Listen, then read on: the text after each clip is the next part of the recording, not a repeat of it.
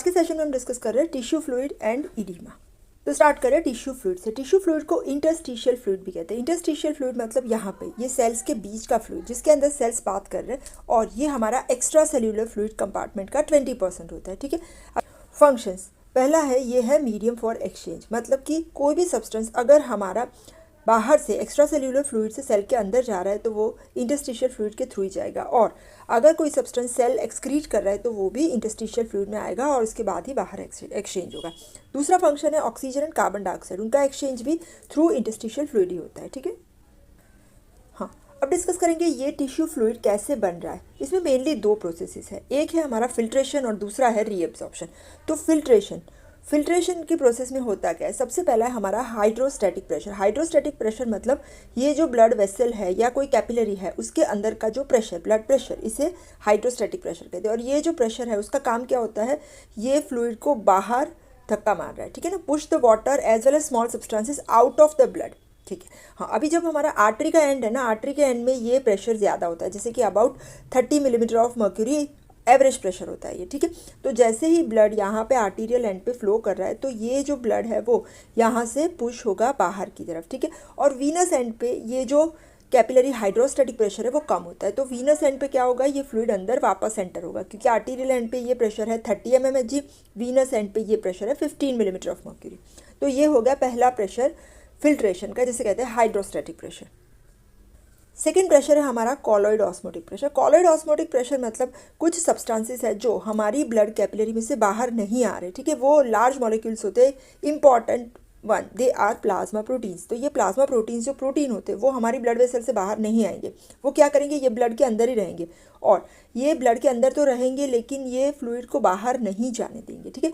तो अगर plasma protein कम है तो ये फ्लूइड बाहर चला जाता है, जिसे हम इडीमा कहते हैं। ठीक है। तो ये जो कॉलॉइड ऑस्मोटिक प्रेशर होता है ना, वो बेसिकली हमारे प्लाज्मा प्रोटीन, इसीलिए कहते हैं ना protein rich diet is good. तो ये प्रोटीन्स होते हैं ना, ये वाले, ये हमारे फ्लूइड को बाहर नहीं जाने देते। ठीक है। तो प्रोटीन्स जो है वो फ्लूइड को पुल करते हैं। ठीक है। तो पुलिंग फोर्स है, इसे कहते हैं कॉलॉइड ऑस्मोटिक प्रेशर। इसका दूसरा नाम है ऑनकोटिक प्रेशर। नॉर्मल हमारा, अगर हमारी डाइट नॉर्मल है तो हमारा normal colloid osmotic pressure 25 around 25 millimetre of mercury होता है। ठीक है। हाँ, अभी ये दो प्रेशर है ऑपोजिंग हो गया। एक हो गया हाइड्रोस्टैटिक जो फ्लूइड को बाहर धक्का मारेगा, और दूसरा है कॉलॉइड ऑस्मोटिक जो फ्लूइड को अंदर खींचेगा। ठीक है। तो ये दोनों का जो डिफरेंस होता है इसे हम कहते हैं नेट फिल्ट्रेशन प्रेशर, वो डिस्कस कर रहे हैं। यहाँ पे net filtration pressure is equal to hydrostatic pressure जो हमारा आर्टीरियल एंड पे था 30 mmHg। ठीक है। और कॉलॉइड ऑस्मोटिक प्रेशर जो हमारा 25 था, तो यहाँ पे एवरेज हो गया 5 मिलीमीटर ऑफ मर्क्यूरी। ठीक है। और ये प्रेशर की वजह से ही फिल्ट्रेशन होता है। तो नेट प्रेशर, एक जो है वो बाहर धक्का मार रहा है, एक जो है वो अंदर खींच रहा है, तो दोनों का डिफरेंस हो गया नेट प्रेशर। अब बात करेंगे स्टार्लिंग्स हाइपोथेसिस की। तो स्टार्लिंग्स हाइपोथेसिस क्या होता है, स्टार्लिंग्स हाइपोथेसिस हमें एक्सप्लेन करता है कि ये जो मूवमेंट हो रही है ना फ्लूइड की, वो कैसे होगी। तो नेट मूवमेंट जो हमने बता दिया वही स्टार्लिंग्स हाइपोथेसिस है। जो नेट मूवमेंट होती है जिसे कहते हैं नेट फिल्ट्रेशन प्रेशर, ये क्या है, कुछ भी नहीं है लेकिन बैलेंस है हमारे दो फोर्सेस के बीच का। कौन से दो फोर्सेस, एक है हमारा हाइड्रोस्टैटिक प्रेशर का डिफरेंस, हाइड्रोस्टैटिक प्रेशर हमेशा से ही धक्का मारता है बाहर, और दूसरा है ऑनकोटिक प्रेशर का डिफरेंस। ऑनकोटिक मतलब कॉलॉइड ऑस्मोटिक प्रेशर, ये जो है वो फ्लूइड को पुल कर रहा है। ठीक है। अभी नेट फिल्ट्रेशन कब हो रहा है, जब हमारा हाइड्रोस्टैटिक प्रेशर ज़्यादा होगा colloid osmotic pressure. Colloid osmotic pressure का दूसरा नाम है ऑनकोटिक प्रेशर। ठीक है। तो नेट फिल्ट्रेशन कब हो रहा है, जब hydrostatic pressure is greater than colloid osmotic pressure. और रीएब्जॉर्प्शन कब होगा, opposite, colloid osmotic pressure is greater than hydrostatic pressure. और ये जो दोनों अपोजिंग फोर्सेस है इन्हें कहते हैं स्टार्लिंग्स फोर्सेस।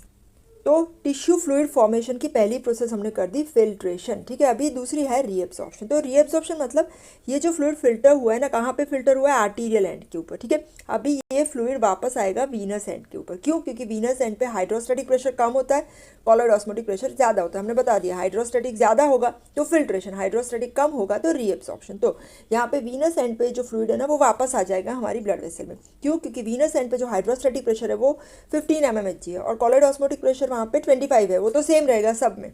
तो यहाँ पे 15 माइनस 25 तो क्या हो गया, -10 मिलीमीटर ऑफ मर्क्यूरी। तो ये फोर्स है ना जो 10 mmHg, वो इनसाइड वाला फोर्स होगा, क्योंकि माइनस है तो वो रीएब्जॉर्प्शन करेगा। ठीक है। तो ये जो फ्लूइड और वेस्ट प्रोडक्ट्स जो सब कुछ भी आर्टीरियल एंड पे बाहर गया था वो वीनस एंड पे अंदर आ जाएगा। ठीक है। और 10% ऑफ जो फ्लूइड रह गया जो नहीं आ सकता है वीनस एंड पे, वो हमारे लिम्फेटिक्स के थ्रू वापस जाएगा। ठीक है। तो यहाँ पे ज़्यादा डिटेल में बताया है कि आर्टीरियल एंड के ऊपर के फोर्सेस। तो एक तो हमारा हाइड्रोस्टैटिक प्रेशर है ना, वो कैपिलरी का होता है। देखो ये कैपिलरी है, उसके अंदर जो ब्लड है ना, उसका हाइड्रोस्टैटिक प्रेशर हमने 30 mmHg बता दिया। फिर इंटरस्टिशियल फ्लूइड है, उसके अंदर का प्रेशर है वो नेगेटिव होगा। इंटरस्टिशियल फ्लूइड का जो हाइड्रोस्टैटिक प्रेशर की बात करें तो वो हाइड्रोस्टैटिक है, तो वो धक्का मारना चाहिए, मतलब वो नेगेटिव होना चाहिए, पर वो माइनस माइनस प्लस हो जाएगा। मतलब ये जो फोर्स है ना, वो भी फ्लूइड को बाहर की तरफ ही खींचेगा, ठीक है ना। कैपिलरी हाइड्रोस्टैटिक प्रेशर क्या करेगा, फ्लूइड को पुश करेगा, ठीक है। इंटरस्टिशियल फ्लूइड यहाँ का, सपोज ये मेरी, देखो ये मेरी कैपिलरी है, ठीक है। कैपिलरी के अंदर का जो हाइड्रोस्टैटिक वाटर का प्रेशर है तो वो पुश करेगा। फिर इंटरस्टिशियल फ्लूइड, यहाँ पे इंटरस्टिशियल फ्लूइड मतलब ये सेल के बाहर का, यहाँ कैपिलरी के बीच का फ्लूइड है, ठीक है, इसका प्रेशर। तो इंटरस्टिशियल फ्लूइड का जो हाइड्रोस्टैटिक प्रेशर है, हमेशा हाइड्रोस्टैटिक प्रेशर ऑपोजिट डायरेक्शन में धक्का मारता है यहाँ पे, लेकिन यहाँ ये नेगेटिव होगा, इसीलिए ये पुल करेगा, ठीक है। हाँ, एंड तीसरा interstitial fluid colloid osmotic pressure. Interstitial fluid के अंदर भी प्रोटीन होते हैं, तो उसका भी कॉलॉइड ऑस्मोटिक प्रेशर है, तो वो भी पुल करेगा। तो 3 है हमारे पुलिंग फैक्टर्स, तो हो गया 30 + 3 + 8 तो 41 mmHg, ठीक है। और जो प्लाज्मा का कॉलॉइड ऑस्मोटिक प्रेशर है वो इनवर्ड फोर्स है। बुक्स में ये 25 mmHg दिया है, कुछ बुक्स में ये 28, तो यहाँ पे 28 लिया है, तो नेट हमारा आउटवर्ड फोर्स हो गया 13 mmHg, ठीक है। अभी वीनस एंड की बात करें तो वीनस एंड के ऊपर देखो कॉलॉइड ऑस्मोटिक प्रेशर तो सेम ही रहेगा, ये वेन वाला पार्ट है, ठीक है। तो कॉलॉइड ऑस्मोटिक प्रेशर तो अंदर पुल ही करेगा, जो 28 mmHg है, ठीक है। अभी हाइड्रोस्टैटिक प्रेशर वीनस एंड के ऊपर है, जो पुश करने वाला है वो होगा 10, ठीक है। फिर नेगेटिव इंटरस्टिशियल फ्लूइड प्रेशर वो भी 3 सेम रहेगा, और interstitial fluid colloid osmotic pressure वो भी 8 रहेगा, तो ये सब मिलके 21 बनाएंगे, ठीक है। और दोनों का अगर डिफरेंस करेंगे तो 7, तो 7 mmHg हमारा जो है वो है हमारा इनवर्ड फोर्स यहाँ पे, क्योंकि ये 28 इनवर्ड है और 21 आउटवर्ड है, उसका डिफरेंस करेंगे तो -7 आएगा। अभी अप्लाइड एस्पेक्ट में हमारा आएगा इडीमा। इडीमा का डेफिनेशन क्या है, इडीमा मतलब स्वेलिंग। तो स्वेलिंग जो है वो क्यों होती है, क्योंकि जो फ्लूइड है ना वो टिश्यू स्पेसिस में एक्यूमुलेट हो रहा है, ठीक है। हाँ, अभी इडीमा का क्लासिफिकेशन, पहले डिस्ट्रीब्यूशन में जो टाइप्स है वो बेस्ड ऑन द डिस्ट्रीब्यूशन, मतलब अगर इडीमा जनरलाइज है, जनरलाइज मतलब पूरे बॉडी में स्वेलिंग हो गई तो जनरलाइज इडीमा। और दूसरा लोकल इडीमा, मतलब कोई एक जगह पे स्वेलिंग है तो इसे लोकल इडीमा कहते हैं, जैसे कि फुट में, एंकल में, लेग्स में, या एब्डोमेन में, लंग्स में, एट्सेट्रा। हाँ, दूसरा क्लासिफिकेशन है कि types depending on the fluid location. Fluid location मतलब फ्लूइड सेल के अंदर है या सेल के बाहर है। सेल के अंदर है तो इसे कहते हैं इंट्रासेल्यूलर इडीमा, और सेल के बाहर ज़्यादा फ्लूइड है तो इसे कहते हैं एक्स्ट्रासेल्यूलर इडीमा। इंट्रासेल्यूलर इडीमा के कॉमन कॉजेज में आएगा, एक है माल न्यूट्रिशन, दूसरा है पुअर मेटाबॉलिज्म, और तीसरा है इन्फ्लेमेशन। एक के बाद एक डिस्कस कर रहे हैं। तो माल न्यूट्रिशन में इडीमा क्यों होता है, आप सबको पता है क्वाशर कोर के चिल्ड्रन होते हैं ना, वो इडीमेटस होते हैं, ठीक है। तो माल न्यूट्रिशन में क्या होगा, क्योंकि फूड इंटेक बराबर नहीं है, ठीक है, और साथ साथ में सर्कुलेशन भी पुअर है, तो इसकी वजह से क्या होगा कि जो हमारे टिश्यूज़ है ना उसको न्यूट्रिएंट्स नहीं मिल रहे। अगर टिश्यू को न्यूट्रिएंट्स नहीं मिल रहे तो हमारा जो सोडियम पोटेशियम पंप है, क्योंकि उसको एटीपी चाहिए और एटीपी बनाने के लिए ग्लूकोज चाहिए, तो ये सप्रेस हो जाएगा, ठीक है। इसकी वजह से क्या होगा कि सोडियम पोटेशियम पंप का काम क्या है हमें पता है। यहाँ पे 3 सोडियम को बाहर पंप कर रहा है, 2 पोटेशियम को अंदर।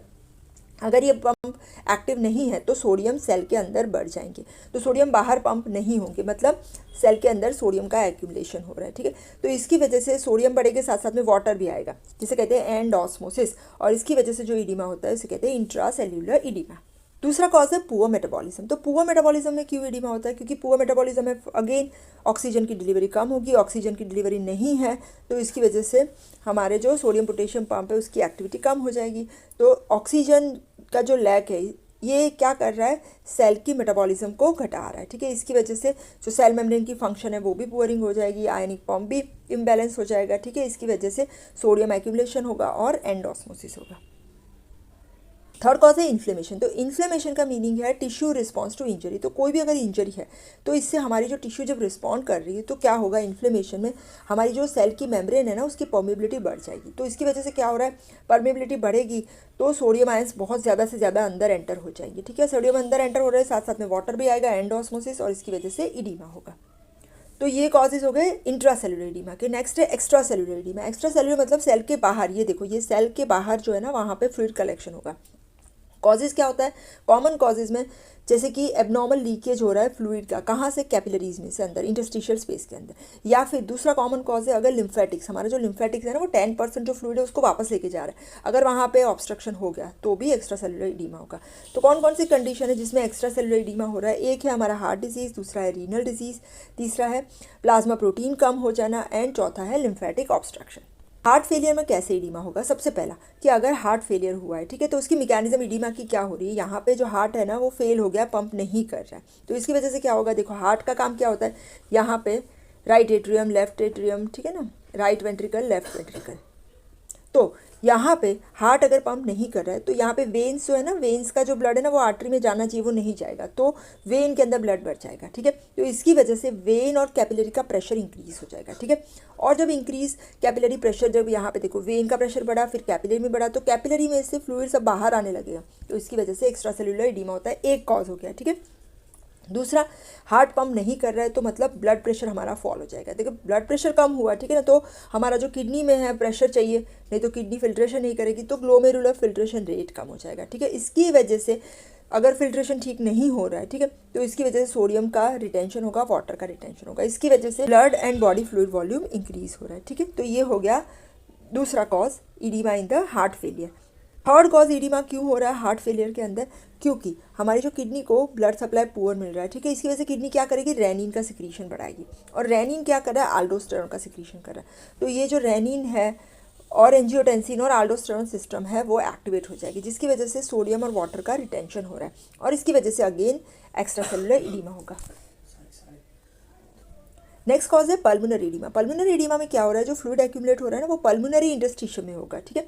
यहाँ पे कॉमन कॉज है लेफ्ट हार्ट फेलियर, जब लेफ्ट साइड का वेंट्रिकल फेल कर रहा है, ठीक है ना, तो क्या होगा, जो ब्लड है ना वो पंप नहीं करेगा हमारे सिस्टमिक सर्कुलेशन में, ठीक है, तो इसकी वजह से क्या होगा, पल्मोनरी कैपिलरी का प्रेशर बढ़ेगा। देखो यहाँ पे हमारा, देखो ये समझा रही हूँ, right atrium right ventricle, left atrium left ventricle, ठीक है, तो लेफ्ट वेंट्रिकल में से हमारे एओर्टा में जा रहा है, तो यहाँ पंप नहीं कर रहा है तो ये बैक फ्लो मारेगा, और यहाँ पे हमारा जाएगा पल्मोनरी कैपिलरीज में, सर्कुलेशन में, पहले पल्मोनरी वेन्स में फिर कैपिलरीज में, तो पल्मोनरी इडीमा हो जाएगा। तो ये edema in heart failure. Second cause है oedema due to renal disease. Renal disease जब है ना तो जनरलाइज इडीमा होता है, तो यहाँ पे क्या हो रहा है, अगर किडनी फेल है, ठीक है ना, तो सोडियम और वाटर का एक्सक्रीशन नहीं होगा, ठीक है, तो सोडियम और वाटर रिटेन हो जाएंगे, मतलब रिटेंशन मतलब वो बॉडी के अंदर बढ़ जाएंगे, तो इसकी वजह से ब्लड वॉल्यूम बढ़ रहा है, ठीक है ना, ब्लड वॉल्यूम बढ़ रहा है तो क्या होगा, फ्लूइड जो है ना वो ब्लड वेसल में से इंटरस्टिशियल स्पेसिस के अंदर जाना चालू कर देगा, ठीक है, और इसके अंदर हमारे लेग में इडीमा होगा, ठीक है ना, और फिर इसके बाद ग्रेजुअली वो पूरे बॉडी में जाएगा।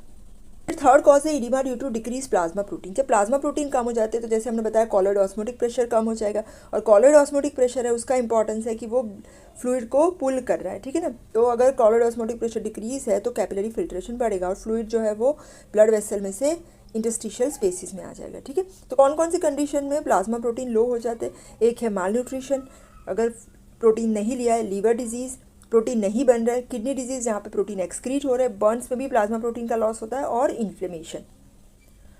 चौथा कॉज है लिम्फ में ऑब्स्ट्रक्शन हो गया तो लिम्फ एडीमा कहते हैं। तो अगर लिम्फ में ऑब्स्ट्रक्शन हो गया तो लिम्फेटिक्स का काम क्या है, जैसे यहाँ पे ब्लड वेसल है, यहाँ इंटरस्टिशियल फ्लूइड है, यहाँ पे जो फ्लूइड बनेगा वो जिससे जा रहा है वापस तो वो लिम्फेटिक्स के थ्रू जाएगा, अगर यहाँ ब्लॉक हो गया तो इडीमा होगा। इसका कॉमन कॉज है filariasis.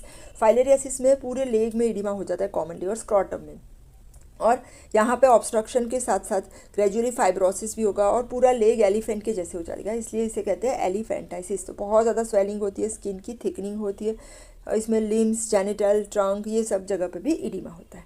Of increase endothelial permeability, जो एंडोथीलियम की परमिबिलिटी बढ़ जाती है ना, तो वो किस में होगा, एक तो बर्न्स में होगा, फिर इन्फ्लेमेशन में, ट्रॉमा में, एलर्जिक कंडीशन में और इम्यूनोलॉजिकल कंडीशन में। इन सब में जो है वो कैपिलरी परमिबिलिटी बढ़ेगी तो फ्लूइड बाहर आ जाएगा, ठीक है, फ्लूइड बाहर आ करके एक्यूमुलेट करेगा टिश्यू में और इडीमा क्रिएट करेगा। अब ये इडीमा है वो पिटिंग या नॉन पिटिंग टाइप का हो सकता है। तो पिटिंग और नॉन पिटिंग का मतलब क्या हो, सबसे पहले तो जो इंटरस्टिशियल फ्लूइड है ना वो नॉर्मली हमारा जेल जैसा है, कह सकते हैं सेमी सॉलिड है, ठीक है, क्यों, क्योंकि ये जो फ्लूइड है ना वो प्रोटियोग्लाइकेन मैशवर्क के साथ बाउंड होता है, ठीक है, तो इसकी वजह से जो फ्री स्पेस होती है ना वो बहुत कम होती है। तो नॉर्मली हमारा जो इंटरस्टिशियल फ्लूइड है ना वो 12 लीटर जितना होता है, और इसका जो ये जो है ना वो नेगेटिव प्रेशर क्रिएट कर रहा है, -3 मिलीमीटर ऑफ मर्क्यूरी। तो इसकी वजह से जो फ्लूइड है ना वो एक दूसरे के साथ होल्ड करके रह रहा है, ठीक है। अभी पिटिंग टाइप ऑफ इडिमा में क्या हो रहा है? पिटिंग टाइप ऑफ इडिमा में पिटिंग टाइप ऑफ इडिमा में जो इंटरस्टिशियल फ्लूइड का वॉल्यूम है ना वो बहुत बढ़ रहा है, और इंटरस्टिशियल फ्लूइड का जो प्रेशर है ना वो -3 के बदले पॉजिटिव हो जाएगा, तो बहुत ज़्यादा अमाउंट में फ्लूइड बढ़ जाएगा, ठीक है। एंड ये बढ़ गया तो प्रोटियोग्लाइकेन इतने नहीं होंगे तो जिसके साथ वो बाइंड हो सके, तो मतलब ये जो फ्लूइड है ना वो प्रोटियोग्लाइकेन के साथ बाइंड नहीं हुआ है, तो ये जो फ्लूइड है ना वो ईजिली मूव करेगा। जब हम यहाँ पे ऐसे फिंगर डालेंगे ना तो पिट बनेगा, ठीक है ना। स्वेलिंग है, इडिमा है, इसके अंदर अगर फिंगर से हम प्रेस करेंगे ना तो वो फ्लूइड है ना वो इधर उधर चला जाएगा, तो जिसमें पिट बन रही, पिट मतलब खड्डा बन रहा है, डिप्रेशन बन रहा है, ठीक है। और ये पिट है ना थोड़े सेकंड्स तक रहेगी या 1 आध मिनट तक, और इसके बाद वो डिसअपियर होगी, तो इसे कहते हैं पिटिंग इडिमा। मतलब फ्लूइड बहुत ज़्यादा इतना प्रोटियोग्लाइकेन है नहीं, तो फ्लूइड है वो हम डिस्पर्स कर सकते हैं, उसे मूव कर सकते हैं। दूसरा है non pitting type of oedema. Non pitting type of oedema में क्या हो रहा है कि सेल की स्वेलिंग है या जो इंटरस्टिशियल फ्लूइड है इसका क्लॉटिंग हो गया। क्यों? क्योंकि ये जो फाइब्रिनोजन है वो बढ़ जाता है, तो ये कंडीशन में क्या हो रहा है, जो इंटरस्टिशियल फ्लूइड है ना वो हार्ड हो जाएगा, इतना फ्लूइड ज़्यादा नहीं होगा, हार्ड एंड फर्म हो जाएगा। तो जैसे ही हम इसे प्रेस करेंगे तो प्रेस करने से यहाँ पे पिट नहीं बनेगी, तो इसे कहते हैं non pitting type of oedema, ठीक है। पिटिंग टाइप ऑफ इडिमा जो हमारा है वो मिक्स्ड इडिमा में होता है, जबकि non pitting type of oedema renal failure वगैरह में होता है। तो यहाँ पे हमने डिस्कस किया interstitial fluid and oedema. Thank you so much.